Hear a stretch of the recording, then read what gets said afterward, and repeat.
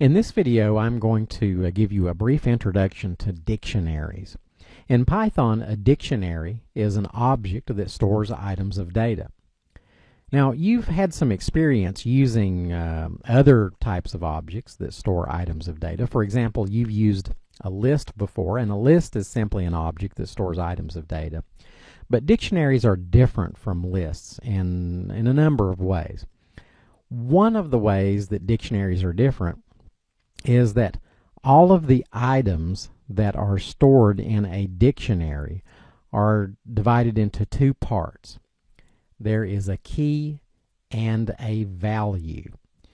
Now, maybe the best way to understand how this key-value pairing works, and quite often we refer to the items that are stored in a dictionary, we refer to them as key-value pairs, because you take a pair of things, you take a key and a value, and you put them together and it makes up one item. Perhaps the best way to understand how this works is to think about the way that a traditional dictionary works, like the Merriam-Webster dictionary. Let's say that you tell one of your friends that you're taking a course in Python, and your friend has absolutely no idea what you're talking about, so he goes and gets the dictionary and he decides to look up the word Python. So when he looks up the word Python, he's going to see something like this. So he'll see the word Python, and he will see a definition. So all of the entries that are stored in a traditional dictionary are made up of two things. There is a word, and then there is a definition. Well, this is actually a key-value pair. The word is the key, and the definition is the value. When you want to retrieve or look up a particular definition, you have to use the key, which is the word. A good example of a program that might use a dictionary would be a phone book program. Let's say that you have a list of your friends' names and their phone numbers, and you want to create a program that keeps these names and phone numbers and lets you look up a person's phone number. If you know the person's name, then the program will give you the person's phone number. Well, the approach that you would take in storing these items in a dictionary would be that you would look at a name and a phone number as an entry or an item that goes in the dictionary, where the name would be the key and the phone number would be the value. So when you create a dictionary in memory, you might think of it as something like this, where in this example we have three entries, or we have three items that we want to store. So here in the dictionary we've created in memory, we have three items. Now in this screen we're showing some typical Python syntax. Notice that here in the entry for Chris, we have Chris's name, which is the key, followed by a colon, followed by Chris's phone number, which is the value.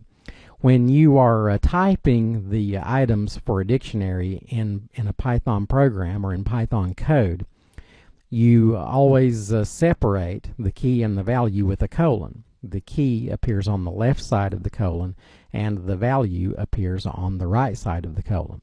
Now, once you have these items of data stored in a dictionary, then you can use the dictionary to look up any of these phone numbers. For example, if we want to know Chris's phone number, then we would use Chris as the key. We would send that key to the dictionary, and the dictionary would send Chris's value, which is his phone number, back to us. If we wanted to know Katie's phone number, we would use the key Katie. We would send that to the dictionary, and the dictionary would send back Katie's phone number. And likewise, if we wanted to know Joanne's phone number, we use Joanne as the key. We send that to the dictionary, and the dictionary sends back to us Joanne's phone number. Here in the Python shell, I've shown an example of how you create a dictionary in Python code. So in this statement, which I've already typed in, and we've created the dictionary, but in this statement the name of the dictionary is phone book, and I've initialized it with these items that are enclosed inside the curly braces. So you can see that these are the same items that we saw in the previous screens. We have some names and phone numbers. Here's Chris, that's the key, and the value is this phone number. And then we have a comma followed by the next item. Katie is the key, and then this value is the value, followed by a comma, and then we have the last item where Joanne is the key, and this is the value. So this is an example of how you would create and initialize a dictionary in Python code. Now here in the interactive mode interpreter, if I just type in the name of the dictionary and hit enter, it will display all of the items that are stored in the dictionary. But if you look at this closely, you'll notice something. You'll notice that the items that are displayed are not necessarily shown in the order that I entered them when I created this initialization list. You'll notice that in the code when I created the dictionary, it was Chris followed by Katie followed by Joanne in that order, but when I displayed the value of the dictionary, it came up Chris, Joanne, and Katie. So the order that that Python gives me, the contents of the dictionary, are not necessarily in the order that I created those items. So that's another way that dictionaries are different from lists. A list is a sequence of items. When you store items in a list, they're stored in a particular order. But in a dictionary, there is there's no order. It's not a sequence of items. So you can't really iterate over the items in a dictionary and expect those items to come back to you in any particular order. So just keep that in mind. That's another difference between dictionaries and lists. Now let's suppose we want to retrieve a particular item from the dictionary. Let's say we want to retrieve Chris's phone number. So we could enter an expression like this, phone book, the name of the dictionary, and then inside of square brackets we provide the key, and the dictionary returns to us the value that is associated with that key. Okay, so this expression will give us Katie's phone number, and this expression will give us Joanne's phone number. What if we provide a key that does not exist in the dictionary? We don't have Jimmy's phone number, so an exception is raised, and we get a key error exception. Now, in an actual Python program, you would probably do something like this. You would assign the result of such an expression to a variable.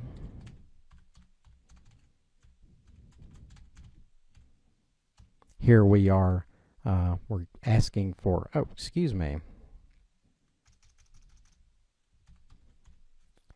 Here we are asking the phone book dictionary for the value that is associated with the key Chris. It's going to return a value to us, and we're going to assign that value to the number variable. So if we just look at the contents of the number variable, it has Chris's phone number assigned to it. A moment ago you saw what happened when we tried to retrieve a value for a key that does not exist in the dictionary. You'll recall that when I tried to get Jimmy's phone number from the dictionary, a key error exception was raised. Now you can prevent those types of exceptions by using the in operator to determine whether a key actually exists in the dictionary before you try to submit that to the dictionary. And here's an example. Suppose we want to to get Chris's phone number, but we want to make sure Chris is actually in the dictionary. So we would say something like this: if Chris in phone book. Okay, so if Chris is in the phone book, then we're just simply going to print Chris's phone number.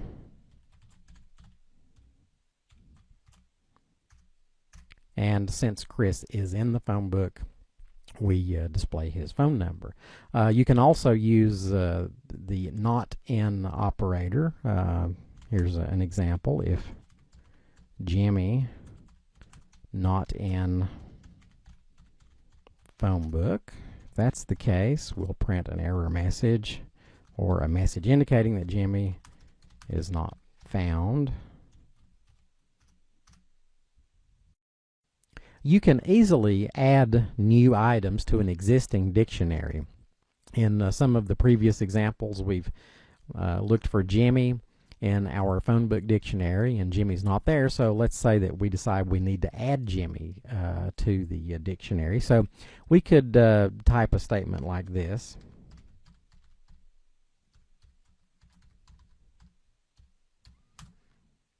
And let's say Jimmy's phone number is...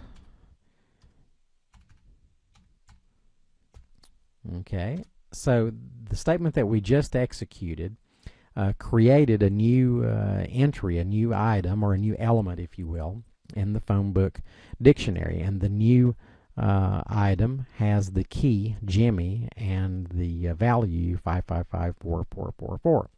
So if we display the contents of the dictionary, you can see here that indeed we have added Jimmy to the dictionary.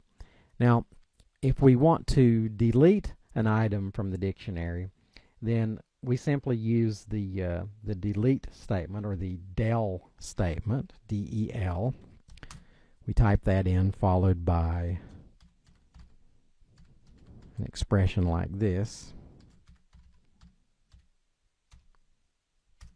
and that statement just deleted Jimmy from the dictionary. You simply specify the key, and the del statement will go to the dictionary, and it will delete the key value pair containing that key. So let's look inside the phone book dictionary, and you can see that Jimmy is no longer there.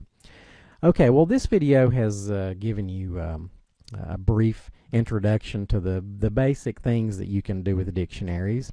I would encourage you to continue reading in this chapter in your textbook, because it covers many other things that you can do with the dictionaries.